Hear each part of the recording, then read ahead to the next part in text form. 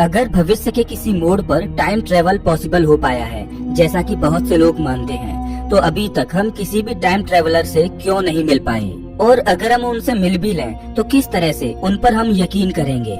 उनकी time machine किस तरह से दिखेगी और वो चलेगी कैसे?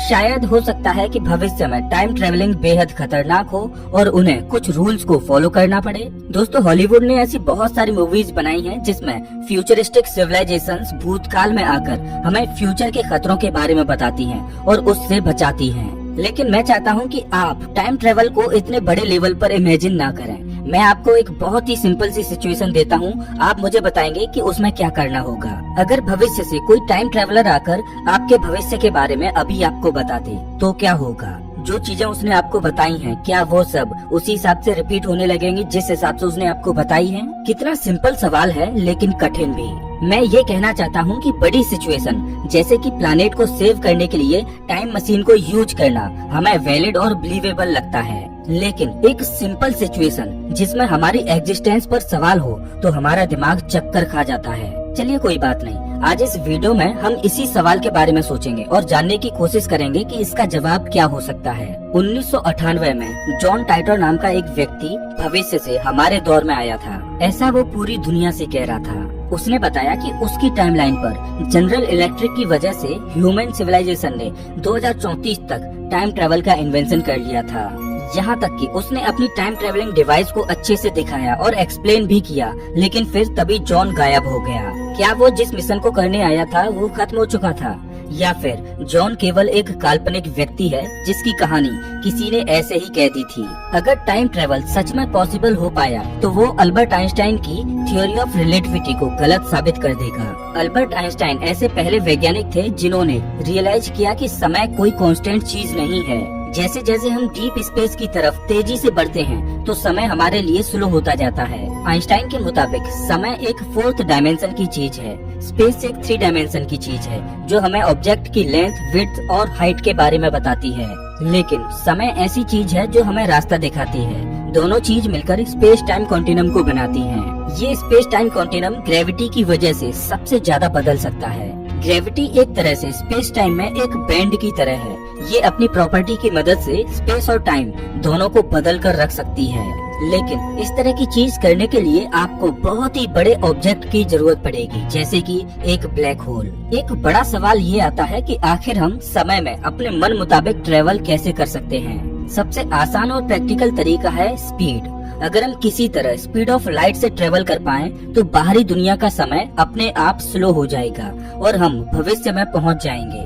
अब इसे और अच्छे से समझने के लिए भी मैं आपको एक प्रैक्टिकली प्रूव्ड एक्सपेरिमेंट के अगर आप स्पीड ऑफ लाइट से भागने लगेंगे तो आपके लिए वक्त बहुत स्लो हो जाएगा, लेकिन बाकी के पृथ्वी पर रहने वाले लोगों के लिए समय बिल्कुल सेम स्पीड से चल रहा होगा। थियोरेटिकली जब आप स्पीड ऑफ लाइट से चलना बंद कर दोगे तो आप अपने आप को भविष्य में पाओगे। टाइम ट्रेवल करने का दूसरा सबसे फेमस तरीका है वर्म होल्स। वर्म होल शब्द आइंस्टाइन की जनरल रिलेटिविटी थ्योरी से आया है। साल 1935 में अल्बर्ट आइंस्टाइन और नेथन रोजन ने एक बहुत ही इंटरेस्टिंग आइडिया दिया।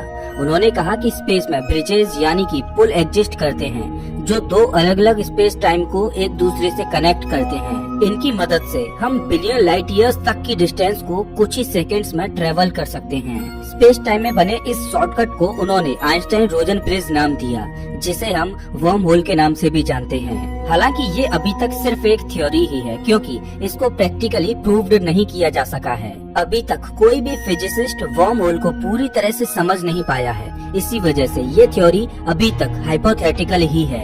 स्टीफन हॉकिंग का भी मानना था कि वर्म होल्स एग्जिस्ट करते हैं और वो क्वांटम स्केल पर लगातार बनते रहते हैं। उन्हें पकड़ने के लिए हमें बहुत बड़ी मात्रा में एनर्जी की जरूरत पड़ेगी और ये अभी तक सिर्फ थ्योरीज में ही पॉसिबल हो पाया है। जनरल रिलेटिविटी और क्वांटम मैकेनिक्स की इनकम्पैटिबिलिटी की वजह से अभी तक कोई भी इसे प्रूव नहीं कर पाया है। फिजिसिस्ट ने ये अनुमान लगाया है कि वर्म होल्स हमेशा कोलैप्स करते रहते हैं और उनके अंदर जो भी जाने की कोशिश करता है उसे दबा देते हैं। तो अगर कोई टाइम ट्रेवलर वर्म होल से स्पेस टाइम में कुछ ट्रेवल कर भी ले तो ये नहीं कह सकते कि वो कभी वापस भी आ पाएगा या नहीं। और किसी भी टाइम ट्रेवलर के लिए वर्म होल तभी तक काम करेगा अगर वो वर्म होल के मुंह को देर तक खुला रख सके। इस काम को करने के लिए नेगेटिव एनर्जी या डार्क एनर्जी की जरूरत पड़ती है, जिसे अभी तक हम समझ ही नहीं पाए। अब एक बड़ा सवाल ये आता है कि जब टाइम ट्रेवल करना इतना ज्यादा मुश्किल है तो आखिर इसे इतना फेमस किसने किया? लोग सच्चे मन से ये विश्वास क्यों करते हैं कि टाइम ट्रेवल किया जा सकता है? कुछ लोगों का तो ये तक कहना है कि टाइम ट्रेवलर्स हमारे बीच बहुत पहले से रह रहे हैं। चलिए एक बार ऐसी ही कुछ घटनाओं को देखते हैं। साल 2008 के दिसंबर में चाइनीज रिसर्चर्स ने जब 400 साल से भी ज्यादा पुराने पठारों को तराशा तो उन्हें रिंग के साइज की एक वॉच मिली, जिसमें समय 10:06 पर रुका हुआ था। ये वॉच स्विट्जरलैंड में बनी हुई थी, लेकिन इतने सालों पहले ना तो स्विट्जरलैंड का कोई अस्तित्व था और ना ही उस समय इस तरह के वॉच बना करते थे। तो क्या हो सकता है कि ये वॉच किसी टाइम ट्रेवलर की हो? दूसरी चौंकाने वाली घटना है मंगोलिया के अल्टाई माउंटेन्स की, जहां 10 फीट गहरी गुफा को खोदते हुए उन्हें 15 साल पुरानी मम्मी मिली। उस मम्मी ने और कुछ नहीं बल्कि रेड कलर के जूते पहने हुए थे। शूज पर 3 व्हाइट स्ट्रिप्स भी थी, जो कि हमें आजकल के लेटेस्ट शूज में देखने को मिलती हैं। लेकिन ऐसा कैसे संभव हो सकता है कि 1500 साल पुरानी मम्मी ने ऐसे जूते पहने हों?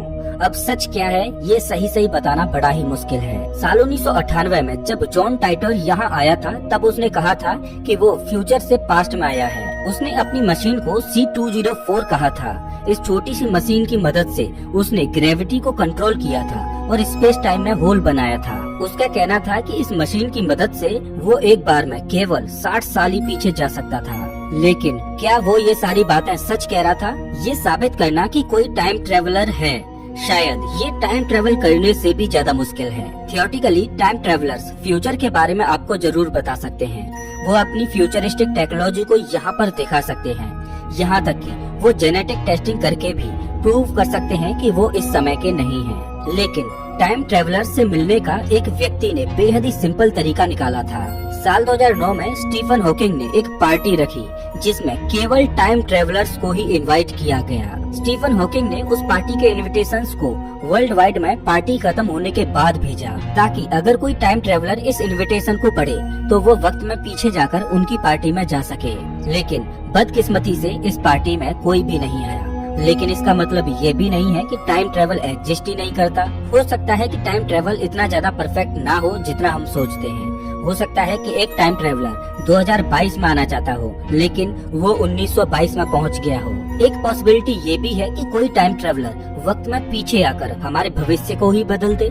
लेकिन क्या ऐसा सच में हो सकता है? अगर किसी टाइम ट्रेवलर ने आपको आपके फ्यूचर के बारे में बता दिया तो जाहिर सी बात है कि आप अपने फ्यूचर को किसी न किसी तरह से जरूर बदलेंगे। लेकिन इसका मतलब ये नहीं है कि जिस फ्यूचर वर्जन के बारे में टाइम ट्रेवलर ने आपको बताया है वो एग्जिस्ट नहीं करेगा। आप बस अपनी होने वाली रियलिटी से हटकर दूसरी रियलिटी में पहुंच जाएंगे, यानी आपकी टाइम लाइन ही बदल जाएगी। हर दिन हम कुछ ऐसे फैसले लेते हैं जो हमारी हो रही रियलिटी से कुछ अलग होते हैं और जो हमारे भविष्य को बदल देते हैं। इसीलिए अपने भविष्य के बारे में जानकर भी ये जरूरी नहीं कि आप वही चीज दोबारा कर पाओगे। तो दोस्तों इस वीडियो में बस इतना ही। वैसे आप हमारा ये वीडियो कौन से शहर से देख रहे हो हमें कमेंट करके जरूर बताएं।